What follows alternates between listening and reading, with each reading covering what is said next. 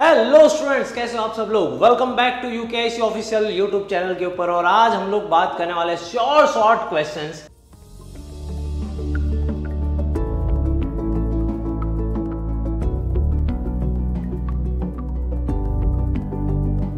जो आने वाले हैं अकाउंटेंसी के अंदर आपके फर्स्ट टर्म एग्जाम के लिए। मैंने अभी कोर्स लेके रखा हुआ है चैप्टर नंबर 1 to 10। मोस्टली सबके स्कूलों के अंदर यही कोर्स रहने वाला है 1 to 10। हो सकता है आपके स्कूल के अंदर शायद से 1 to 11 भी हो जाए, तो पूरी पार्ट 1 कंप्लीट हो जाए। पर आज मैं इस शॉर्ट क्वेश्चंस के अंदर, क्योंकि मेजरली मैंने देखा हुआ है कि अकाउंटेंसी में बच्चे जो गलती कर देते हैं वो ये गलती हो जाती है कि वो लोग करते क्या है, सम्स बहुत बार कर लेते हैं। मतलब इतने बार सम्स कर लेते, पर जहां पे स्कोरिंग चीज होती है वहां पे वो लोग ध्यान नहीं देते। वो अकाउंट्स हो या स्टैटिस्टिक्स हो। और स्कोरिंग मतलब कौन सी चीज पता नहीं। मैं बात कर रहा हूं स्कोरिंग मतलब मैं बात कर रहा हूं एमसीक्यू और वन लाइनर की। मैंने कुछ शॉर्ट क्वेश्चंस आज के टाइम पे मैंने अकाउंटेंसी के अंदर 51 क्वेश्चंस रखे हुए एमसीक्यू के। मैं गारंटी के साथ बोल रहा हूं 80% यही क्वेश्चंस आपके पेपर के अंदर आने वाले हैं। ये मिनिमम 80% है, हो सकता है उससे ज्यादा आ जाए, या तो हो सकता है आपके पेपर के अंदर पूरे के पूरे आ जाए। जिन लोग के पूरे आ जाए तो वो कमेंट के अंदर आके फर्स्ट टर्म के एग्जाम के बाद डेफिनेटली यहाँ पे बोल सकते हैं कि यस आ चुका है। पर मैं यहाँ पे इतनी श्योरिटी दे रहा हूँ कि ये सारी चीजें सर ये एमसीक्यू के अंदर ही आएंगे, मोस्टली एमसीक्यू के अंदर आएंगे। हो सकता है इसकी वन लाइनर भी आए, तो मैं बहुत सारी बातें भी करता हूँ क्योंकि यहीं पे मार्क्स जाएंगे। सबसे ज्यादा जो बच्चे डरते हैं ना वो अकाउंट्स और स्टेट्स के अंदर डरते हैं, थियरी के अंदर। तो मैंने एमसीक्यू से स्टार्ट किया, फिर मैं वन लाइनर कर रहा हूँ। और ये सारी डिटेल्स जो है ना, ये जो मैं यहाँ पे कर रहा हूँ, तो स्क्रीनशॉट लेने के चक्कर में मत पड़ जाना।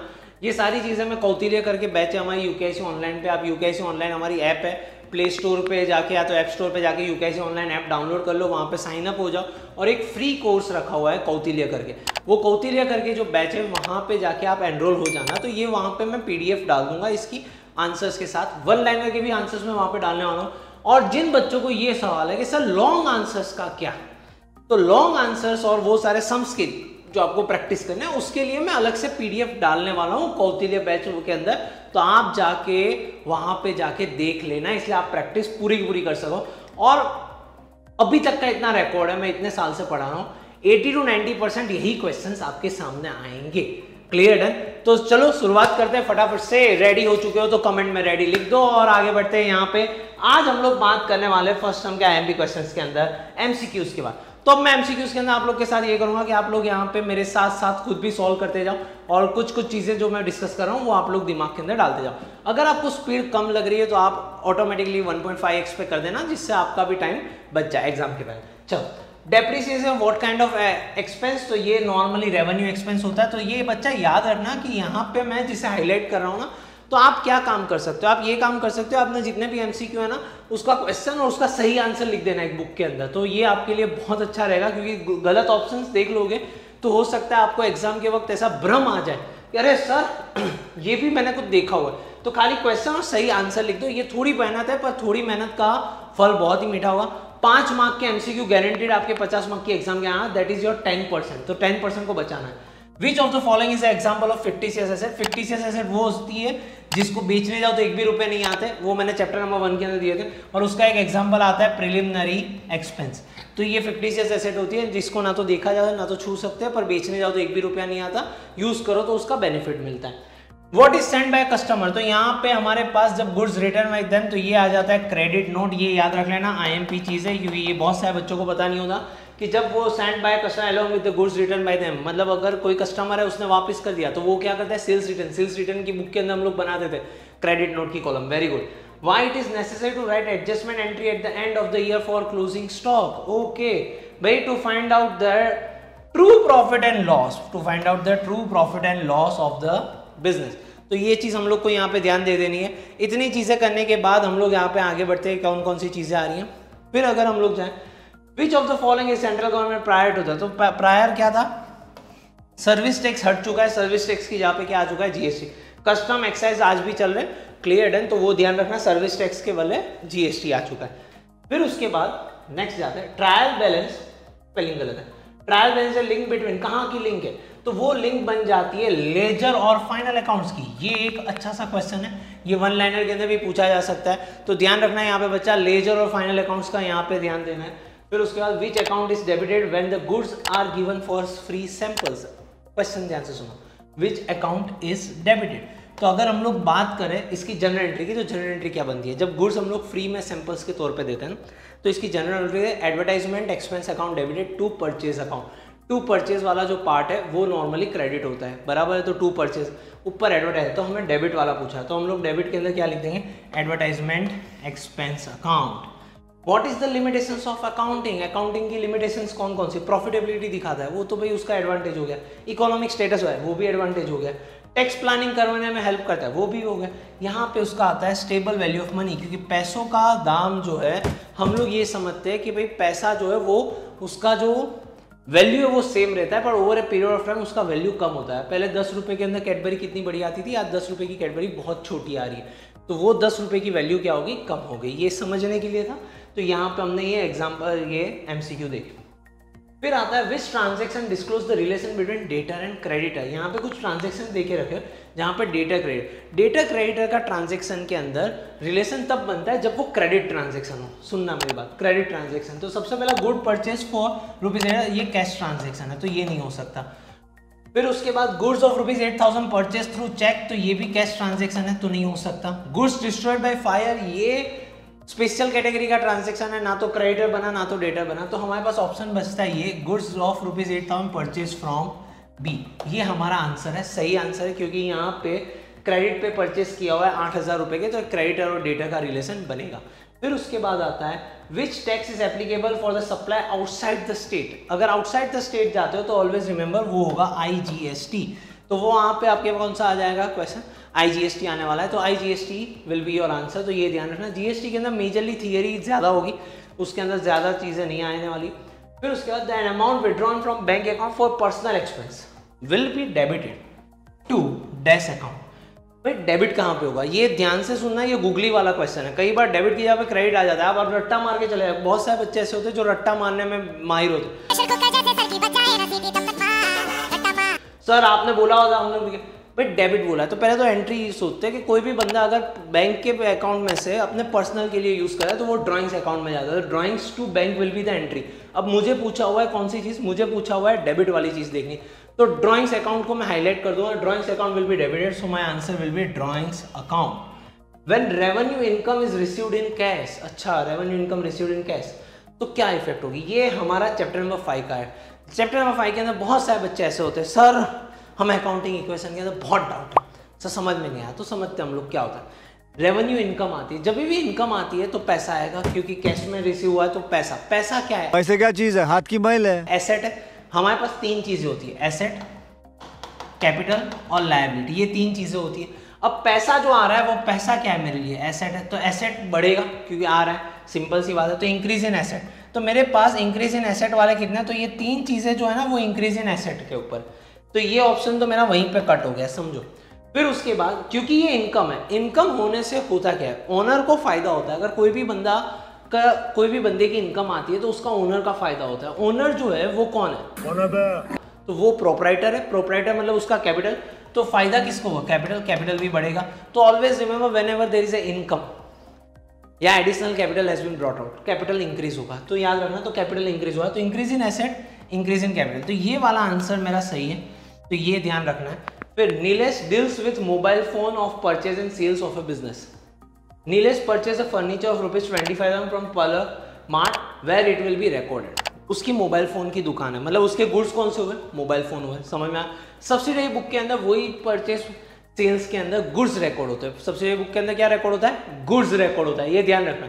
अब ये भाई साहब ने मोबाइल फोन उसके गुड्स बन चुके हैं, तो मोबाइल इज ए गुड्स। यहाँ पे फर्नीचर, तो फर्नीचर उसके लिए क्या है, asset.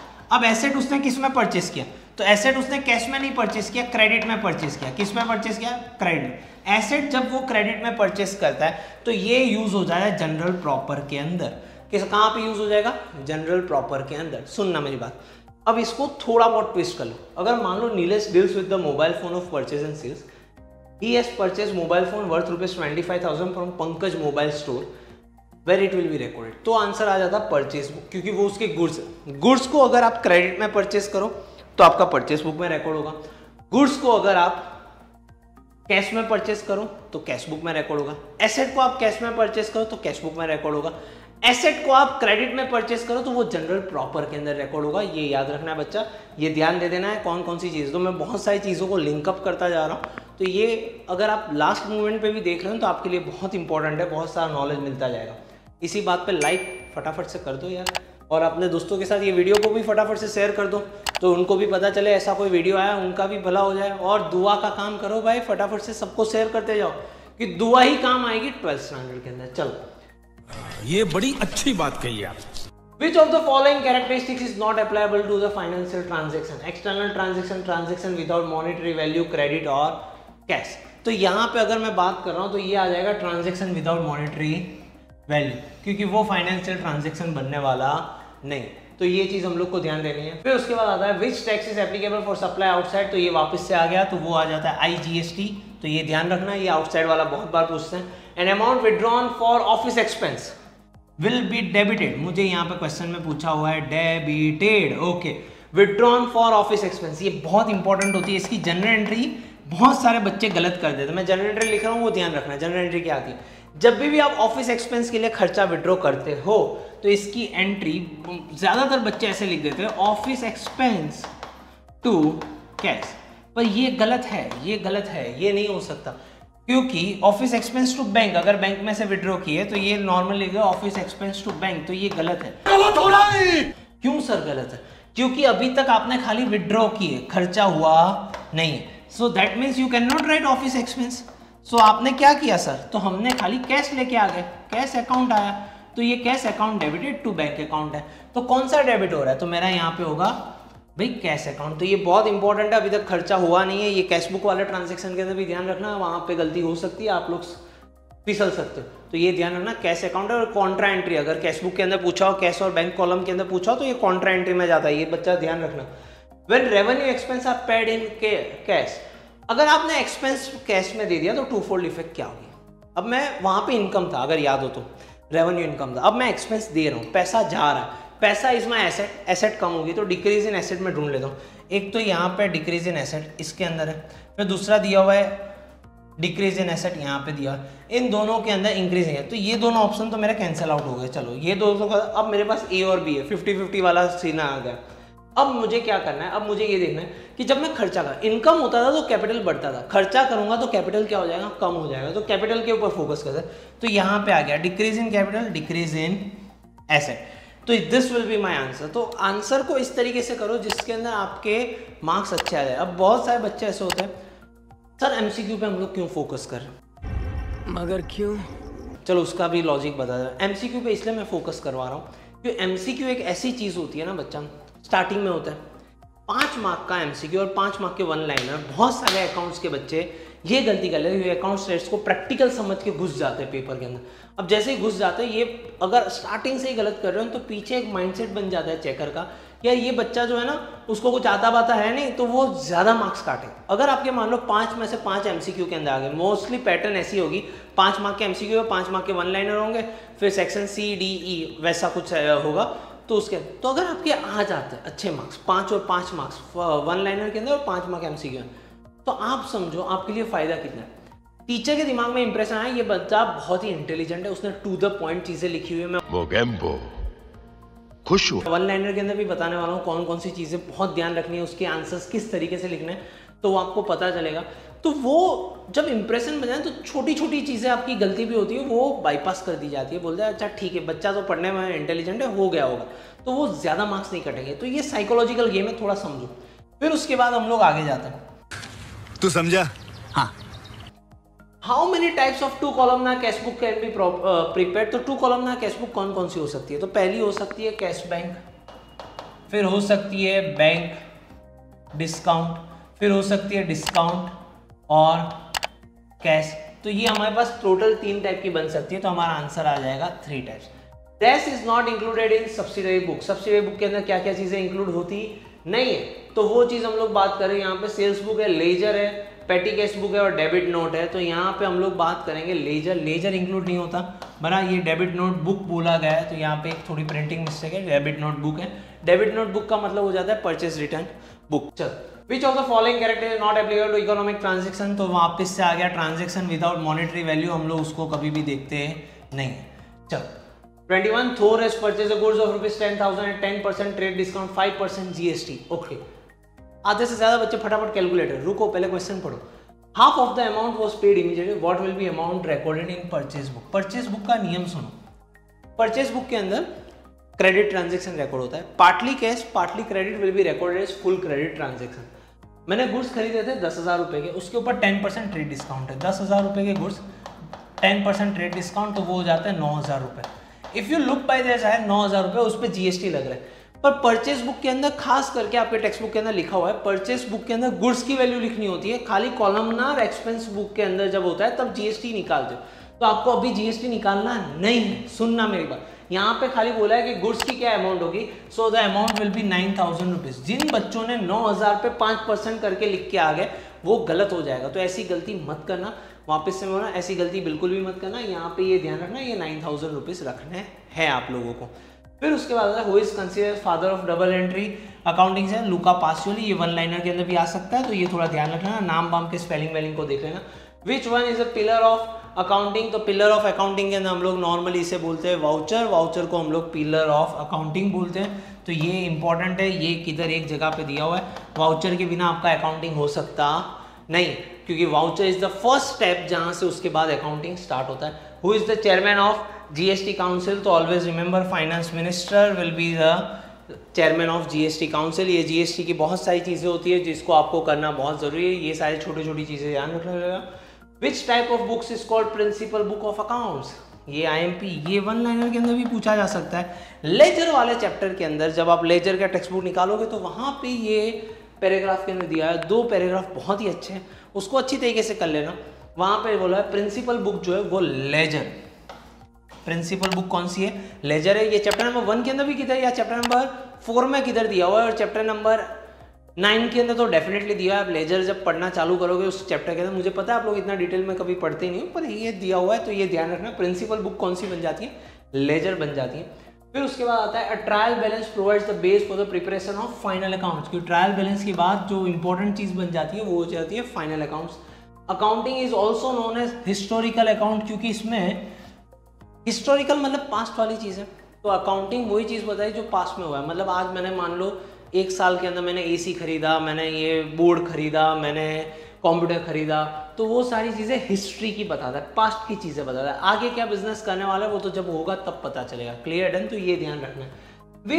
Which one is a tangible intangible asset from the following, intangible मतलब जिसे देखा नहीं जा सकता, छुआ नहीं, जिसका फिजिकल एग्जिस्टेंस नहीं है, मतलब अस्तित्व नहीं है। तो मशीन को देख सकते, फर्नीचर को देख, बिल्डिंग को देख, तो कॉपीराइट एक ऐसी चीज़ है जिसे इनटेंजिबल, ये एग्जांपल्स के अंदर भी याद रखना होगा।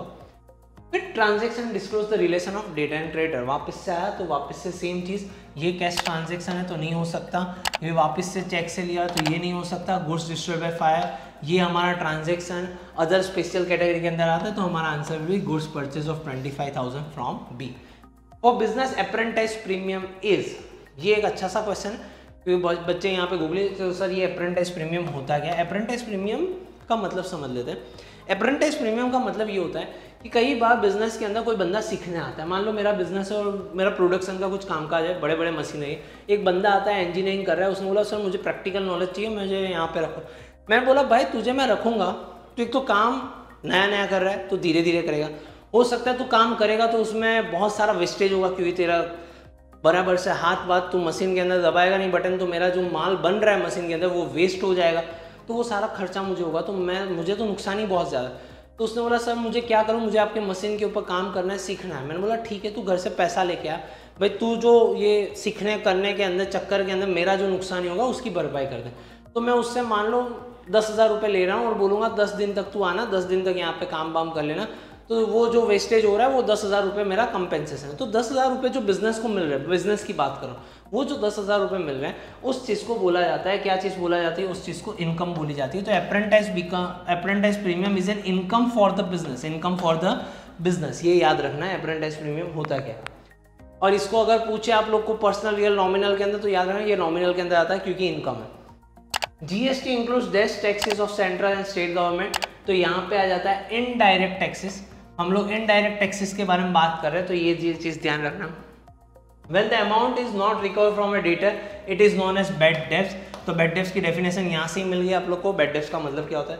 With transaction are not recorded in the books of accounts, economic, non economic, exchange, credit. तो यहाँ पे नॉन इकोनॉमिक ट्रांजेक्शन हम लोग कभी भी रिकॉर्ड नहीं करते। ये चैप्टर नंबर 2 के स्टार्टिंग के अंदर हमने क्लियर किया हुआ था, वापस से जाके सारे वीडियोस देख लेना। आपके सारे पास अकाउंट्स के फर्स्ट टर्म के बहुत सारे वीडियोस पढ़े तो आपको कोई भी दिक्कत आने वाली नहीं है।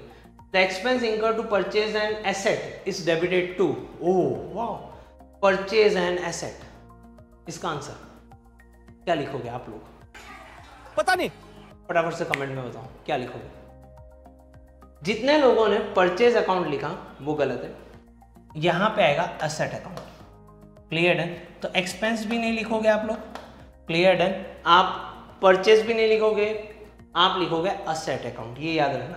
Cash of ₹9,000 withdrawn to pay for office expense in cash book at the payment side, cash book की पेमेंट साइड के ऊपर in particular column which account will be written. Oh, आपने कैश लिया, कैश बुक में बना ले रहा हूँ आप लोग को समझाने के लिए।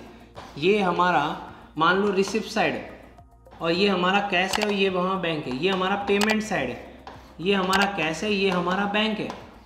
ओके, अब जब मैं पैसा विड्रॉ कर रहा हूँ, पैसा विड्रॉ कर रहा हूँ, तो याद रखना जब जब पैसा बढ़ता है तो यहाँ पे आता है जब जब पैसा, तो बैंक में से पैसा कम होगा क्योंकि मैंने 9,000 रुपये निकाल दिए, बैंक में 9,000 रुपये कम और मेरे जेब में 9,000 रुपये बढ़ गए, इससे हम लोग कॉन्ट्रा एंट्री बोलते हैं। अब ये पर्टिकुलर साइड पे क्योंकि ये बैंक कॉलम में लिखा हुआ है तो मैं क्या लिखूंगा? कैश अकाउंट, क्योंकि अपने घर पे अपना नाम कभी भी लिखा जा सकता नहीं है। तो जिस कॉलम में लिखा हो उसका ऑपोजिट नाम देखना है। तो कौन सी कॉलम में लिखा? क्योंकि बैंक में से पैसा कम हो रहा है क्योंकि मैंने विड्रॉ किया, तो बैंक का ऑपोजिट क्या है यहाँ पे? तो कैश अकाउंट लिखना हो। तो मेरा यहाँ पे आंसर आएगा कैश अकाउंट। ये बच्चा याद रखना है कि किस तरीके से मैंने किया, इसलिए सम को सॉल्व कर। मुझे पता है आप लोग जब सम करने बैठोगे तो यही चीज़ होने वाली है जो मेरे साथ होती है, मैं भी खुद बना के कर रहा हूँ। तो ऐसा कोई मास्टरी वाला चीज़ नहीं है कि सर मैं तो देख के समझ में आ जाता है, ऐसी गलत। बहुत सारे बच्चे ऐसे सर एमसीक्यू तो हम लोग क्या आजू बाजू 1 2 3 4 हो जाता है हमारा, कर लेते। मत करना ऐसी सारी चीज़ें, जय माता जी करके मत आ जाना कि ये कुछ होता है क्या पता है, एक क्लास का बच्चे का गलत होता है वो पूरे क्लास का गलत ही होता है। तो ऐसे भरोसे पे मत बैठ जाना, अपने खुद के नॉलेज के ऊपर थोड़ा बहुत देखना कि क्या सही आंसर है क्या गलत है, क्योंकि ये छोटे छोटे मार्क्स ही आपको स्कोर करने में बहुत इंपॉर्टेंट रहेंगे। और ये मैं अभी से तैयारी करवा रहा हूँ अच्छे बेस के लिए, तो 12th के अंदर जाके आप डेफिनेटली अच्छा स्कोर कर पाओगे। तो भरोसा रखो, हमारे साथ जुड़े रहो, आपको किधर भी दिक्कत नहीं आने वाली। चलो फिर उसके बाद हम लोग जाते हैं विच book is called the original book. अगर मुझे बात करनी हो ओरिजिनल बुक के बारे में तो कौन सी बुक मेरी ओरिजिनल बुक बन जाती है? Good question, you are a good question. Which book is called the original book? यहाँ पे तो ये आ जाती है जर्नल। हमारे पास ये बुक हमारी ओरिजिनल बुक है, तो याद रखना प्रिंसिपल बुक लेजर थी, यहाँ पे हमारे पास ओरिजिनल बुक को जर्नल बोला जाता है। This is not included in subsidiary book, तो सेल्स बुक पढ़े थे तो यहाँ पे ledger is not included. Which transactions are recorded in journal proper? Credit purchase of goods ना, ये तो परचेज बुक के अंदर होता है। Credit sales of the goods तो सेल्स बुक के अंदर होता है। गुड्स रिटर्न तो उसकी भी परचेज रिटर्न बुक होती है, या तो फिर हम लोग यहाँ पे सेल्स रिटर्न बुक होती है। तो हमारे पास बाकी कौन सा रहा? क्रेडिट एसेट्स ऑफ ट्रांजेक्शन, तो ये जनरल प्रॉपर के अंदर रिकॉर्ड होता है। Rent paid 10,000 with type of transaction is this. Paid word आता है तो हमेशा याद रखना कैश ट्रांजेक्शन होता है एसेट का, तो वो चीज़ कर लेना। इम्प्लीमेंटेशन ऑफ जीएसटी कब हुआ था? ये बहुत ही अच्छा सा क्वेश्चन है 2017 के अंदर। ये आईएमपी है, ये वन लाइनर के अंदर भी पूछा जा सकता है। फिर उसके बाद में यहाँ पे आता है this is not included in subsidiary book. कौन सी चीज़ इंक्लूड नहीं होती सब्सिडरी बुक के अंदर? तो सब्सिडरी बुक के अंदर कौन कौन सी चीज़ें इंक्लूड नहीं होती? तो यहाँ पे अगर हम लोग बात करें तो सब्सिडरी बुक के अंदर लेजर भी नहीं होता, ट्रायल बैलेंस भी नहीं होता, तो बी और सी आ जाता है। Some large expenses incurred sometimes may be temporary treated as an asset which is called. अच्छा भाई ये बहुत अच्छी डेफिनेशन है। Some large expense incurred sometime may be temporary treated as an asset which is called as an fictitious asset. याद रखना fictitious asset. इसका example मैं याद करवा देता हूँ, मैंने चैप्टर नंबर 1 के लेक्चर्स के अंदर दिया हुआ फिक्टिशियस एसेट होता क्या है।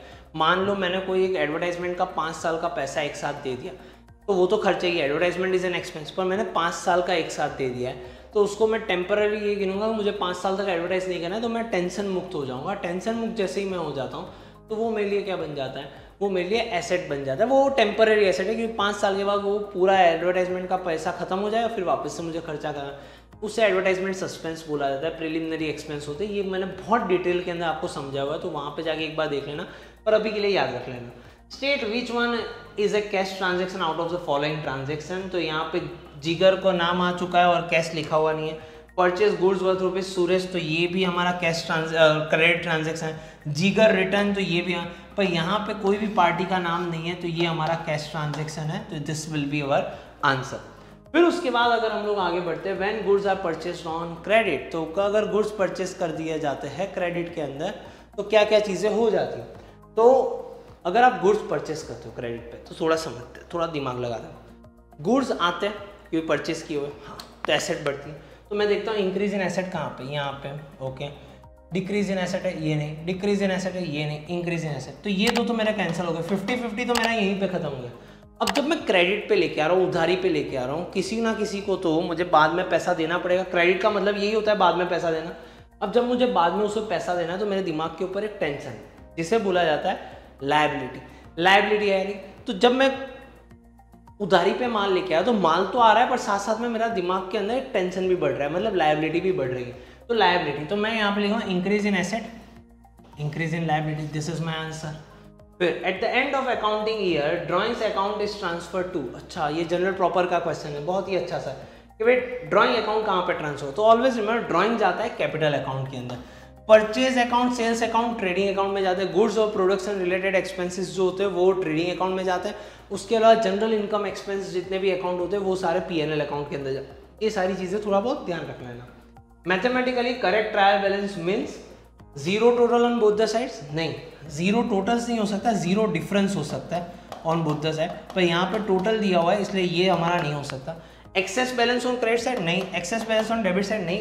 Identical total on both the sides, तो हमारे बोथ द साइड्स पे आइडेंटिकल टोटल होना चाहिए। आइडेंटिकल का मतलब होता है सेम टोटल होना चाहिए, तब जाके ये हमारा आ सकता है। फिर उसके बाद आता है which of the following will be not recorded in the books of accounts, अच्छा ठीक है। परचेज ऑफ गुड्स वो रिकॉर्ड करेंगे, sale of an asset record करेंगे, selection of staff, expense of the firm. Selection of staff हम लोग record नहीं करते क्योंकि वो स्टाफ को जिस टाइम पे सैलरी देंगे तब रिकॉर्ड होगा, पर हमने जब स्टाफ लिया तब कुछ भी रिकॉर्डिंग होता नहीं है अकाउंट्स के अंदर स्पेसिफिकली। तो वाओ व्हाट ए क्वेश्चन। फिर इसके बाद अगर हम लोग बात करें which one is an intangible asset, तो इनटेंजिबल एसेट के अंदर कंप्यूटर दिया हो जिसको देख सकते हैं, छू सकते हैं, फर्नीचर को भी देख सकते हैं, प्लांट में, पर सॉफ्टवेयर जो होता है कंप्यूटर सॉफ्टवेयर उसे ना तो देख सकते ना तो छू सकते, वो एक इनटेंजिबल चीज़ है क्योंकि वो कंप्यूटर के अंदर है जो आपका सॉफ्टवेयर है। जीएसटी किस दिन इम्प्लीमेंट हुआ था, ये अच्छा सा क्वेश्चन है, वन लाइनर के अंदर पूछा जा सकता है। बहुत सारे क्वेश्चंस तो ऐसे होंगे बच्चों, जब मैं आज करवा रहा हूँ और आप वीडियो देख रहे हो तो उसके अंदर ऐसा होगा, हाँ सर ये तो हमारे एग्जाम के अंदर आया था, प्रथम कसौटी के अंदर आया था, सर ये तो हमारे स्कूल के एग्जाम के अंदर पूछा हुआ था। तो आप समझ लो ये कितना इंपॉर्टेंट होगा क्योंकि मैं उतना हाईलाइट करके दे रहा हूँ। मैं आपको जानता भी नहीं, आप बोलोगे सर आप तो जादूगर निकले, आपने तो हमारे टीचर का दिमाग पढ़ लिया। मैं ये चीज़ करके दे रहा हूँ आप लोग को, तो ध्यान रखो यहाँ पे। तो अब यहाँ पे कौन कौन सी चीज़ें आई, तो 1 जुलाई 2017 को यहाँ पे आया हुआ था, जीएसटी इंप्लीमेंट हुआ था। इंक्रीज इन लायबिलिटी और इनकम ऑलवेज हैव, अगर लायबिलिटी बढ़ रही है तो इनकम बढ़ रही है। लायबिलिटी क्रेडिट होता है, इनकम भी क्रेडिट होता है, ये ट्रायल बैलेंस का रूल है। तो always remember will always have a credit balance.